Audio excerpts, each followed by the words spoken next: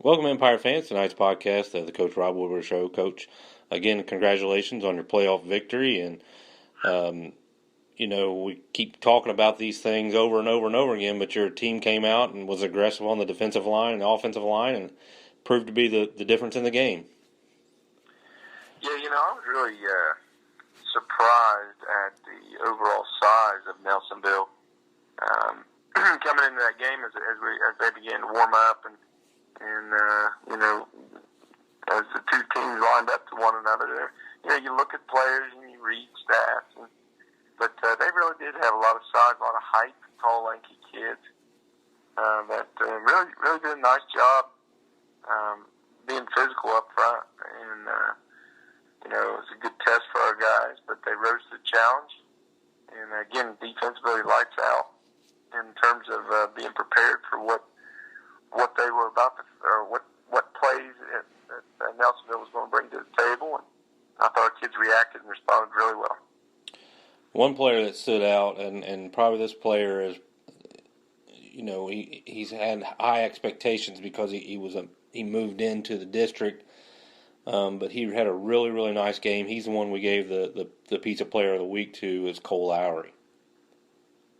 Yeah, Cole has had a lot of transitions here throughout this whole entire process of coming to Wheelersburg. He's learned a new system now for really his kind of third go around. We moved him to the defensive side of the ball where he's typically been an offensive player. He's got opportunities in there offensively that he's kind of worked in our game, but he's just been trying to really find his niche, his comfort level where he's at, and we've continued to challenge him all the time. And he's been working in the classroom and working in getting to know these boys on the team, and been coming and trying to get better each and every week. And this week he really put it all together. He played with an extra spring in his step. Last week, he made some big plays out on the perimeter, and I think he's just really enjoying playing some playoff football right now. And it's a whole new ball game when you get into this, what we like to call the third season here. We kind of break it into fives, and first season you're kind of figuring out what kind of team you are. Second season we're battling for that SOC and grinding out for that goal, and then here we are in the playoffs and taking it all in and playing these new teams and really no holds barred. And Cole's done a great job the last 2 weeks and rose his level again this week. And you saw that out there on the field. Coach, when you get in the playoffs, you always have teams that always try to throw you a wrench, I guess, into everything. And you guys kind of do the same thing. You might come up with a different scheme or a different look that they haven't seen, the other opposing team, and you guys shifted some people around there the other day for a touchdown to Clint Hatfield. Is that something that whenever you guys put in something extra like that, is it something that you think you can attack the defense that you're playing or the offense that you're playing? Yeah, we're always looking for an edge, just in situations. This is my 9th season as a head coach, and I've learned each and every year you got to be ready, and you got to take advantage of the opportunities that are in front of you. And I'll fault myself as a coach years past of having things and not using them, not utilizing them, or maybe not having some things that we could have maybe used in some situations just to give us an edge. But one thing I've taken away from Chip Otten and our relationship that we developed over the summer in the North-South All-Star game, and I've listened to him speak a lot of times, someone who has spent many a years playing 15 games, seasons. You got to have a toolbox, and you got to fill that toolbox with as many things as you can that you can use in situations and have ready for whatever teams may bring to you. And we kind of just keep trying to make sure we fill our toolbox on offense and defense with things that we can use to put our kids in the best situation to be successful. And Coach offense coordinators have done a great job of drawing things up and finding things that they can utilize, and we've been able to do that the last couple of weeks. The great thing about this game was there are coaching moments in the game against Nelsonville. How much time do you guys spend on that, going back to the previous game and say, okay, we need to correct this before we move on? Well, that's actually what we kind of devote in the regular season, our Saturday mornings. We bring kids in, we watch film, evaluate. All of our kids are graded. They all receive a grade for their performance.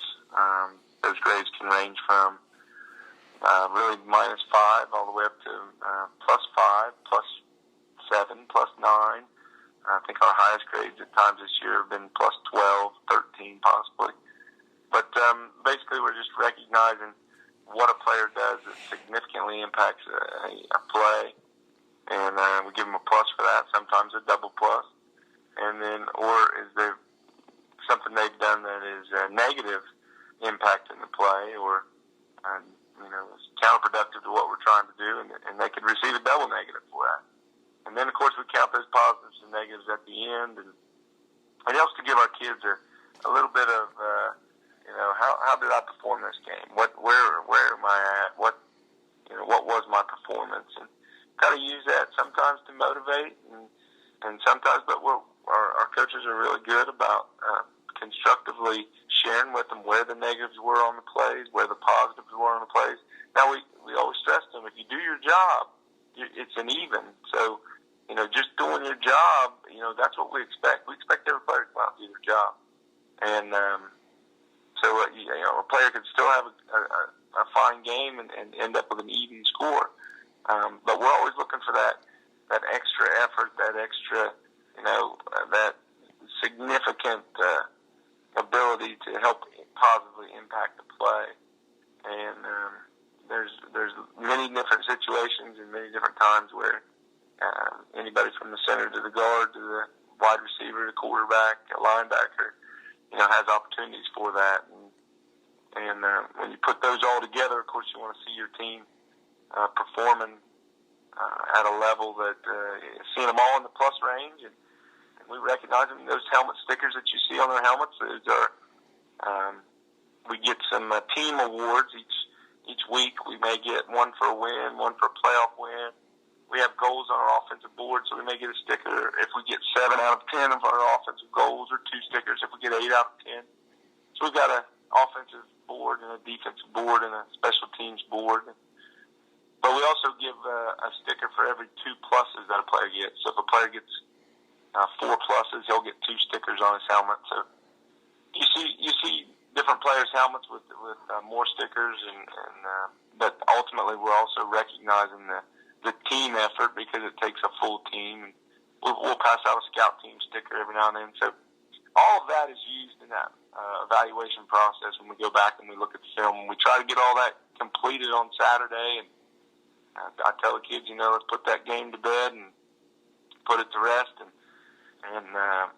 look to move on to the next week. So, try to clear their minds on that Saturday night into Sunday, and then we start to look at the next opponent. And the playoffs, we just move everything a little bit. So Monday is kind of our Saturday, and we use that as that Saturday to kind of work out the kinks and recognize what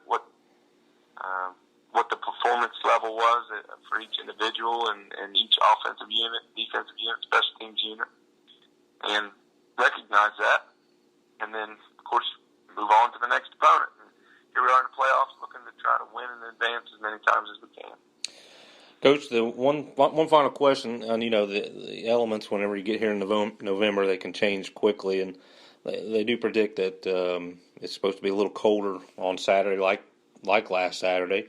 What do you do to tell your kids, to prepare to keep themselves warm, but also, able to move freely down the field?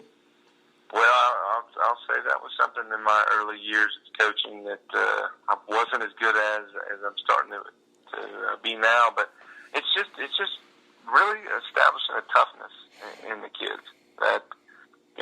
this game, and many people played this game, and you get out there and you get to running around, and you that cold feeling. We keep your clothing as dry as possible so that moisture doesn't start. That just makes you colder, and try to get all that taken care of. And this is what the game of football is so unique. You know, we are out in the elements. We start off in the hot humidity, and people delaying games because the heat index is too high, and then you end up playing here late. You hope to be playing late, and getting to experience this cold weather.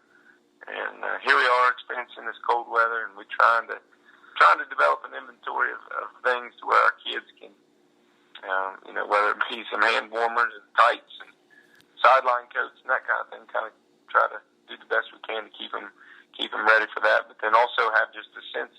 The biggest thing is a sense of mental toughness of understanding that we can stand these cold conditions, and that our opponent is suffering through the same elements as we are, and we love the game way too much to let that worry us or let that affect us in a way that is not in some way helping us to be successful out on the field. Well, Coach, we're excited that you guys continue on and take on Coshocton. And any final thoughts before we get off here? I'm just really proud of the way our kids, they've done everything we've asked of them this year in terms of being ready for a ball game, and I expect nothing less this week. And here we are playing in our 4th regional championship in the last 4 years, and these seniors have been a part of that in so many ways over the years, and really setting the bar high for the groups to follow. And I hope that it's something that we can continue to strive for and continue to be prepared for in the years to come. And I know our guys will be ready this week, and our opponents get tougher and tougher from this point on. And I just know one thing for sure, and that's that the Pirates will come ready to play Saturday. So, well, looking forward to it, Eugene. We appreciate it, and we will talk back at you on Monday. Okay, sounds great. All right, thanks.